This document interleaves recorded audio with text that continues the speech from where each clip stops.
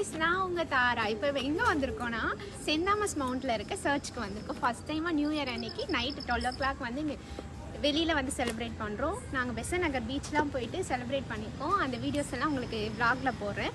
வாங்க வீடியோக்குள்ளே போகலாம்.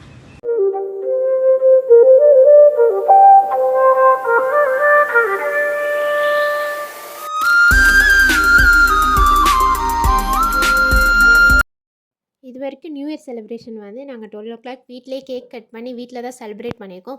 ஃபஸ்ட் டைமாக வெளியில் போய் செலிப்ரேட் பண்ணதே எனக்கு ரொம்ப எக்ஸைட்மெண்ட்டாக இருந்துச்சு. நாங்கள் ஃபேமிலியாக தான் போகிறதா பிளான் இருந்துச்சு.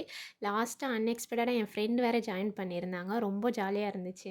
நாங்கள் வீட்டிலேருந்து 10:30க்கு கிளம்புனோம். நாங்கள் பீச்சுக்கு போய் ரீச் ஆகவே 12:30 ஆகிடுச்சு. 12:30 2 ஹவர்ஸாக நாங்கள் டிராஃபிக்லேயே இருந்தோம். கடைசியில் 12 o'clock வந்து நாங்கள் ரோட்டில் டிராஃபிக்கில் தான் இருந்து செலிப்ரேட் பண்ணிகிட்டு இருந்தோம்.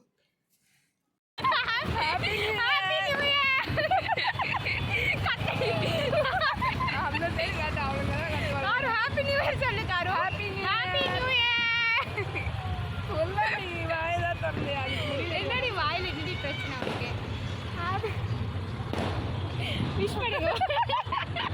ஃபைனலாக நாங்கள் வந்து பெசன்ட் நகர் ரீச் ஆகிட்டோம்.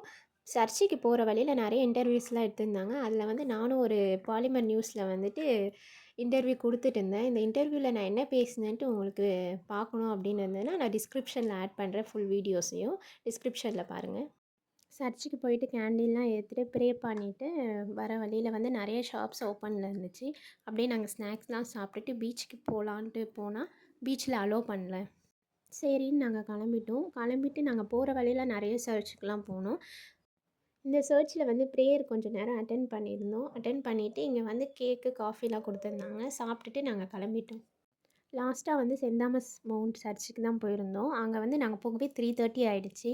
அங்கே நிறைய பேர் கிளம்பிட்டாங்க. எல்லாமே முடிஞ்சிடுச்சு அங்கே. சரி ஃபைனலாக வந்ததுக்கு நாங்கள் ரீல்ஸும் ஃபோட்டோஸ்லாம் எடுத்துகிட்டு 3:30க்கு மேலே நாங்கள் கிளம்பிட்டோம்.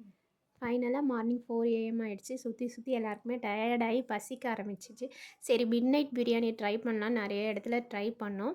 கடைசியில் DLF பக்கத்தில் ஒரு மிட் நைட் பிரியாணி இருந்துச்சு. அங்கே தான் நாங்கள் ட்ரை பண்ணியிருந்தோம். பிரியாணி ரொம்ப நல்லா இருந்துச்சு. நாங்கள் வீட்டுக்கு போகவே 5:30 ஆகிடுச்சு. இந்த நியூ இயரை வந்து நான் ரொம்ப ஹாப்பியாக செலிப்ரேட் பண்ணியிருந்தேன்.